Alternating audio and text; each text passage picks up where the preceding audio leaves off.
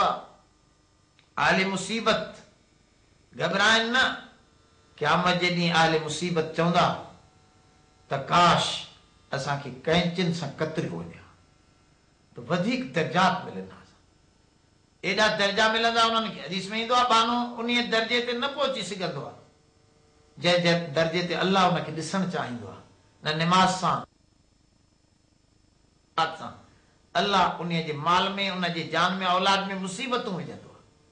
पोइ उन मुसीबत जे ज़रिए ई उन आला मक़ाम ते अल्लाह ताला हिनखे पहुचाए छॾींदो आहे। त इहे सारियूं शयूं सब्र जे मुतालिक़ आहिनि ऐं सब्र सां इमामत आहे। कुरान शरीफ़ जे ही अल्फाज आहिनि वजअलनाहुम अइम्मतन यहदून बिअमरिना लम्मा सबरू वकानू बिआयातिना यूकिनून। अल्लाह ताला फरमाए असां उन्हनि खे इमाम ऐं अॻवान बनायोसीं, जन सब्र कयो उनखे इमामत जे दर्जे ते पहुचायोसीं ऐं उहे असांजे आयात ते यकीन करण वारा। कंजान ते आहे हुज़ूर सरवर हदीस शरीफ़ जे अंदरि त जेके माण्हू सब्र जूं हिकायतूं बयान कयूं आहिनि फरमा वैलुकुम सवाबुल्लाहि खैरुन लिमन आमन व अमिल सालिहा वला युलक्काहा इल्ला साबिरून। फरमा वॾे वॾा जेके अमाल आहिनि उहे साबिरीन खे ई मुयसर थींदा आहिनि। सब्र करण वारा ई उन बुलंद अरफा मक़ाम ते पहुचंदा आहिनि। हदीस में आहे अजबुल लिल मोमिन। हुज़ूर फरमा मूंखे अजब आहे मोमिन जे मामले ते। हिन जी ख़ैर ऐं भलाई त ख़ैर आहे, हिन सां जेके भलायूं अचनि थियूं उहे त भलायूं आहिनि, पर हिन सां जेके तकलीफ़नि जो मामिलो अचे थो उनजो बि अजर आहे। ॾिसो हिकिड़ो मज़दूर सॼो ॾींहुं तकलीफ़ में मज़दूरी कंदो आहे, पर इहो उन ख़ुशीअ सां पाण बीहंदो आहे, नौकरीअ खे पाण क़बूल कंदो आहे, इहे तकलीफ़ूं पाण बर्दाश्त कंदो आहे। हिन करे त हिन जो जेको उजूरो मूंखे मिलंदो उहो तमामु क़ीमती हूंदो। इन उजूरे खे हासिल करण जे लाइ हू इहे तकलीफ़ूं बर्दाश्त कंदो आहे। त हुज़ूर जन फरमायो मोमिन खे घबराइणु न खपे। मोमिन जे लाइ भलाई त भलाई आहे। हत शौकत युशाकु फी रिजलिहा औ कमा क़ाल सल्लल्लाहु अलैहि वसल्लम। फरमायो जे तव्हांजो हिन माण्हूअ खे जेकॾहिं का कंडो बि लॻो आहे त उन कंडे जो बि हिनखे अजर ॾिनो वेंदो। हुनजे हिन ते मोमिन जी एतिरी तकलीफ़ बि उन ते बि अजर आहे। हदीस में ईंदो आहे हिकिड़ो मोमिन हिकिड़े खीसे में पैसा रखंदो आहे, ॿिए में ॻोल्हींदो आहे, चवंदो आहे शायदि किरी त न पिया, को कढी त न वियो। एतिरो फ़िक्र न, वरी जो हथु लाहींदो आहे त न हेॾे पिया आहिनि। फरमायो एतिरी देरि बि जेकॾहिं हिन माण्हूअ खे तकलीफ़ रसी आहे, दिलि ते जेको झुॻो आयो आहे उन जो इन जे लाइ अजर ऐं सवाब आहे। ऐं ही सारी ज़िंदगीअ ते समाज बुज़ुर्गनि चयो आहे त इंसानी ज़िंदगी नालो ई सब्र जो आहे। सारी ज़िंदगी ते समाज जेका कैफ़ियत आहे उहा सब्र जी आहे ऐं इंसान तकालीफ़ में ॼाईंदो आहे। इंसान खे कबद यानी तकलीफ़ में ख़लक़ियो वियो आहे। इहो ई सबबु आहे कंहिं अल्लाह वारे चयो याददारी के वक़्त ज़ादन तो, याददारी के वक़्त ज़ादन तो हम खंदा बुवंद तो गिरिया, हम चुनाजी के वक्त मुर्दन तो हम गिरिया बुवंद तो खंदा। चई उहो ॾींहुं यादि थो रखें जंहिं ॾींहुं सॼी तूं ॼाए हे रोईंदो पियो अचें, तकलीफ़ मां रोईंदो पियो अचें। दुनिया में पहिरीं आमद जॾहिं तुंहिंजी थी ही तॾहिं रोईंदो पियो अचें। ऐं ॿिया माण्हू खिलूं ऐं ख़ुशियूं पिया मल्हाइनि त पुटु ॼायो आहे। हम चुनाज़ी के वक़्त मुर्दन तो हमा गिरिया बुवंद तो खंदा। इन अंदाज सां ज़िंदगी गुज़ार, अखलाक सां, मिठास सां, बर्दाश्त सां ज़िंदगी गुज़ार। जॾहिं तो ते मौत अचे त तूं खिले पियो, इहे रोइनि पिया। तुझा अखलाक ऐं अमाल सुठा हुजण जे करे तुझे लबन ते मुर्क हुजे। हदीस में ईंदो आहे साले माण्हू खे आख़िरी वक़्त में जन्नत ॾेखारींदा त ही तुंहिंजो उहो मक़ाम आहे जंहिंजे करे तूं तकलीफ़ूं बर्दाश्त कयो। पोइ ही जन्नत ॾिस ततनज़्ज़लु अलैहिमुल मलाइका अल्ला तख़ाफू वला तहज़नू व अबशिरू बिल जन्नति लती कुंतुम तुअदून।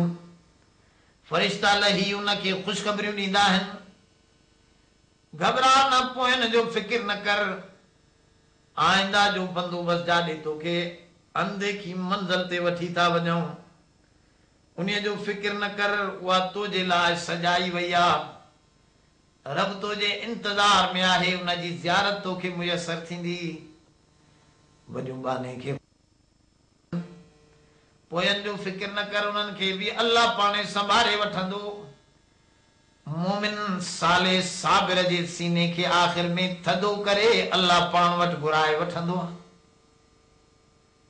इन अंदाज़ में ही अल्लाह जे साम्हूं हाज़िर थींदो आहे, ख़ुशीअ में, हिनखे गम न हूंदो आहे, छो त हिन पंहिंजे आमाल सालिहा अखलाक हसना सां पाण खे मुज़यन कयो आहे। हदीस में ईंदो आहे केतिरनि हज़रत बिलाल जे वाक़े में तारीख़ जे अंदरि लिखियल आहे, जॾहिं फौत पियो थिए तॾहिं नियाणियूं हिन जूं रोइनि पियूं। जॾहिं होश में आयो त पुछियईं, पुटु छो थियो रोयो? पर अब्बा तुंहिंजी जुदाईगी थी रही आहे, इन करे रोयूं थियूं। फरमा न रोयो, न रोयो। वल वल गदन नलकी मुहम्मदन व असहाबहू। हाय केॾी ख़ुशीअ जी ॻाल्हि आहे, सुभाणे मोहम्मद मुस्तफ़ा हुन जे साथियुनि सां मिलंदासीं। मौत खां बाद में नंढियूं कचारियूं मिलंदियूं, इन जे करे न रोयो, मूंखे त अॼु ख़ुशी थी महसूस थिए। त साबिर माण्हू आख़िरी वक़्त में उनखे ख़ुशीअ जो समा नज़र ईंदो आहे। माण्हू रोईंदा आहिनि, हे खिलंदो आहे, पर इंसान जॾहिं ॼाईंदो आहे त दुनिया में रोईंदो ईंदो आहे। बहरहाल सब्र तमामु हिकिड़ी अज़ीम शइ आहे, जंहिंजे मुतलिक़ आईंदा कुझु बयानात में अव्हां जे साम्हूं अधु रखबो। ओ अगर अहिड़ा ॾुखड़ा तरे वारे थी पहाड़ पवने हा। अगर अहिड़ा ॾुख जो करारो हुसैन, मुंहिंजो प्यारो हुसैन। अल्हम्दुलिल्लाह अल्हम्दुलिल्लाह रब्बिल आलमीन वस्सलातु वस्सलामु अला सय्यिदिल मुरसलीन व अला आलिहि तय्यिबीन अत्ताहिरीन। अम्मा बादु फक़द क़ाल अल्लाहु तबारक व तआला फिल कुरआनिल मजीद वल फुरक़ानिल हमीद। अऊज़ु बिल्लाहि मिनश शैतानिर रजीम। बिस्मिल्लाहिर रहमानिर रहीम। वला तहसबन्नल लज़ीना क़ुतिलू फ़ी सबीलिल्लाहि अमवात बल अहयाउन इंद रब्बिहिम युरज़क़ून। सदक़ल्लाहुल अलीयुल अज़ीम। शहादत है मकसूद मतलूब मोमिन, न माले गनीमत न किस्मर कुशाई। बिना करदंद खुश रस्मी खाको खून गलती दन, खुदा रहमत कुनद ई आशिकाने। बहारे आलमे हुस्नश जहारा ताज में दारत, बरंगा सहाब सूरत रा बबू अरबा बिमानारा। आदम अलैहिस्सलाम जी जॾहिं जसद खाकी तैयार थियो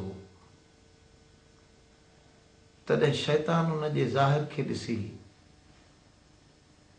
ई लफ़्ज़ चया, ख़लक़तनी मिन नारियूं व ख़लक़तहू मिन तीन। ऐं रब मूंखे तूं बाहि रोशन मां पैदा कयो आहे ऐं ही आदम त मिटीअ जो आहे,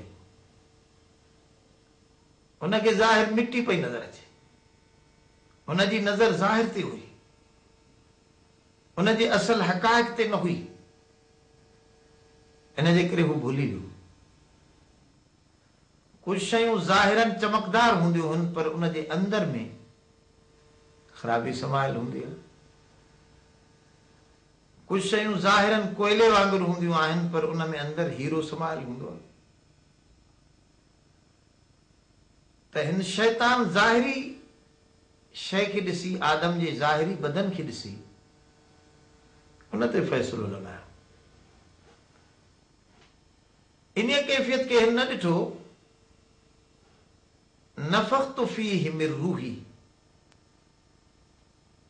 इज़ा नफ़ख़्तु फ़ीहि मिन रूही फ़क़ऊ लहू साजिदीन, जॾहिं इन में मां पंहिंजो रूह विझां। पंहिंजे रूह जी माना आहे जंहिं रूह जी निस्बत रब ज़ुल जलाल ॾांहुं आहे, उहो केॾो अज़ीम रूह आहे। इहा निस्बत कमाल जी निस्बत हुई ऐं रूह उहो ज़ाहिरी मादी चीज़ न हुयो जंहिंजे करे हू उनजी मुखालफ़त पियो करे। रूह त उहो आली रूहानी कैफ़ियत सां भरपूर उहा नूरानी शइ हुई जेका अल्लाह जी तरफ़ खां आयल हुई। बहरहाल उनजी नज़र ज़ाहिर ते पई, हक़ाइक़ खे न ॾिठे। इब्राहिम अलैहिस्सलाम दुआ फरमाई, वजनुबनी व बनय्य अन नअबुदल असनाम, ऐं रब मूंखे बि मुंहिंजी औलाद खे बि बुत परस्तीअ खां बचाए रख। इन आयत ते सुवाल थींदो आहे त छा नबी बुत परस्त थी सघंदो आहे? इब्राहिम अलैहिस्सलाम हुनजी औलाद बि नबी आहे ऐं ही दुआ थो करे, अल्लाह मूंखे मुंहिंजी औलाद खे बुत परस्तीअ खां बचाए रख। जवाब ॾिना पर सही जवाब मौलाना उबैदुल्लाह सिंधी रहमतुल्लाह अलैह बयान फरमायो त ॾिसो, ही हिकिड़ो इंसान जो ज़ाहिरी बुत आहे। हिनखे सिंधीअ में बि असां चवंदा आहियूं, अदा मां बुत खे धोई अचां, मां बुत खे विञाए अचां। हू आहे असां इंसान चऊं था, हिन ज़ाहिरी बुत खे इंसान न चइबो आहे। इहो ई सबबु आहे जेकॾहिं को मूंखां पुछे त साईं तव्हां केरु आहियो, मां इशारो कयां त मां ही आहियां, त हू चवंदो ही अव्हां जो सीनो आहे। मां चवां त मां ही आहियां त हू चवंदो ही तव्हांजी ॿाह ऐं बाज़ू आहे। मां चवां ही आहियां त हू चवंदो ही अव्हांजी पेशानी आहे। त इहो उहो न आहे जंहिंखे उहो मां करे ॻाल्हायो वेंदो आहे, उन रूह खे ताबीर कयो वेंदो आहे। त असल शइ उहा इंसान आहे जेका अंदर मौजूदु आहे। ॿाहिरों त ही हिकिड़ो बुत आहे, रूह निकिरी वञे थो त ही हिकिड़ो बुत आहे ऐं बुत बिखरण जे लाइ आहे। बुत खे मिटीअ में दफ़न कयो वेंदो। मिनहा ख़लक़नाकुम व फ़ीहा नुईदुकुम व मिनहा नुख़रिजुकुम तारतन उख़रा। इन मिटीअ मां तव्हांखे पैदा कयो आहे, इन मिटीअ में वापसि आनींदासीं, इन मिटीअ मां वरी वापसि तव्हांखे उथारियो वेंदो। त इन जी माना हज़रत फरमायो मौलाना उबैदुल्लाह सिंधी रहमतुल्लाह अलैह त वजनुबनी व बनय्य अन नअबुदल असनाम, ऐं अल्लाह मूंखे बुत परस्त न बना जी माना आहे ज़ाहिर बीन न बना। जीअं हुज़ूर जन बि इहा दुआ घुरी, अल्लाहुम्मा अरिनिल अशिया कमा हिया, ऐं अल्लाह मूंखे हर शइ ईअं ॾेखार जीअं उनजी असल हक़ीक़त आहे, असली हक़ीक़त, तॾहिं मां फ़ैसिलो सही करे सघंदुसि। त इब्राहिम अलैहिस्सलाम जी दुआ जो मतिलबु इहा आहे त मूंखे ज़ाहिर बि न बना, ज़ाहिर जो कि बुत खे ॾिसे, अंदर हक़ीक़त खे न ॾिसे। इहा ज़ाहिर बीनी आहे जेका इंसान खे भुलाए विझंदी आहे। ॿाहिरों जो ॾेख वेख हज़रत इमरोटी ताज महमूद इमरोटी रहमतुल्लाह अलैह फरमाईंदा हा, ॿाहिरियों ॾील ॾिसी न डर, अंदर मरे इगड़ियूं। असल त अंदर जी शइ आहे, अंदर इगड़ियूं पियूं, लीड़ूं पियूं। अंदर जंहिंजो उजरियल हुजे उहो हक़ाइक़ खे ॾिसंदो। त ही वाक़ई करबला, इन में बि दर हक़ीक़त असां हक़ाइक़ खे पसे पर्दा रखी करे फ़क़ति वाक़े ऐं किसे खे नमूद बनायो आहे। ॿिए नंबर, सूरत बिगड़ण जे लाइ हूंदी आहे। असली शइ सूरत सीरत आहे। सूरत माण्हू नंढड़ो आहे त ॿी हूंदी आहे, जवान बणिबो आहे त ॿी थी वेंदी आहे, वरी पोड़ो थींदो आहे त अञा टीं बणिजी वेंदी आहे, मौत खां बाद में अञा चौथी हक़ीक़त ठही वेंदी आहे। इहा बिगड़ी वेंदी आहे। सूरत त बिगड़ण जो नालो आहे। असली शइ सीरत आहे, अख़लाक आहे, अमाल आहे। उलाइक الذين انعم الله من النبيين والصديقين والشهداء انعمت عليهم غير المغضوب عليهم ولا الضالين। इन जो छा मतिलबु हो त इनाम वारी रवश असांखे अता फरमा। इनाम वारा केरु हा? नबी, सिद्दीक, शहीद, सालिह। ये 4 तबका इनाम याफ्ता तबका हा। नबूवत ऐं सिद्दीकियत। नबूवत नबीअ जी माना आहे ख़बर ॾींदड़, ख़बर इल्म जी ॻाल्हि आहे। सिद्दीकियत तस्दीक खां वतल आहे। तस्दीक बि इल्म जी कैफ़ियत आहे, अंदर जी शइ आहे। ऐं शहादत ऐं साले हुजण, इहो अमल जी कैफ़ियत आहे। यानी इनाम वारा उहे आहिनि जंहिंजो इल्म बि सही आहे, जंहिंजो अमल बि सही आहे। इहा आहे सीरत जी बनावट। त अव्हांजो इल्म बि सही हुजे, अमल बि सही हुजे, तव्हांजी सीरत बहितरीन बणिजी वेंदी।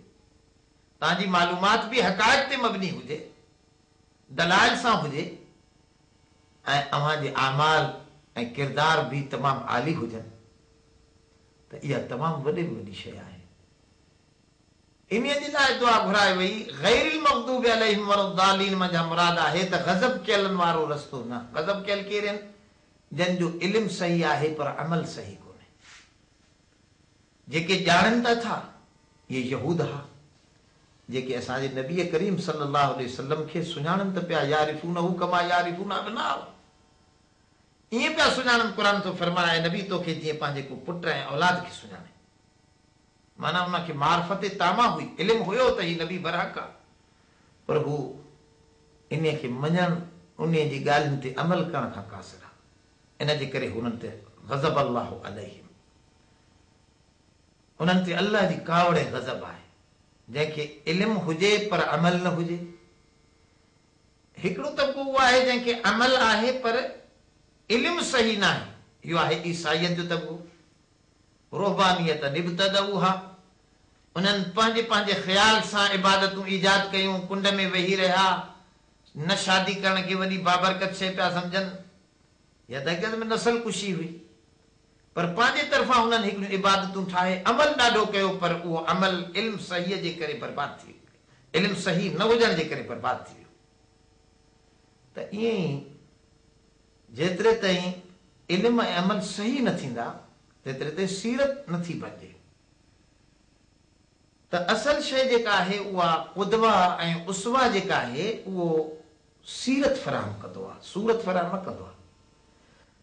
ज़ाहिर आहे असां समूर ई केॾी बि कोशिशि कयूं, सर्जरियूं करायूं, प्लास्टिक सर्जरियूं, तॾहिं बि सोणे मोहम्मद मुस्तफ़ा जहिड़ी सूरत बनाए त नथा सघूं।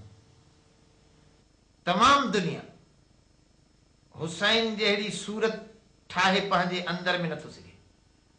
असां हुसैन जहिड़ी सूरत नथा बनाए। अलबत्ता इहे हस्तियूं असां जूं आइडियल आहिनि ऐं कुदवा आहिनि, पर सीरत जे लिहाज़ सां तव्हांखे इहो हुकुम आहे, लक़द क़ान लकुम फी रसूलिल्लाहि उस्वतुन हसना। नबी करीम सल्लल्लाहु अलैहि वसल्लम जी ज़िंदगी अव्हां जे लाइ सुहिणो नमूनो। इन नमूने खे पूरी तरह सां हज़रत हुसैन करबला ताईं पहुचंदे पंहिंजी ज़िंदगीअ में नबी करीम सल्लल्लाहु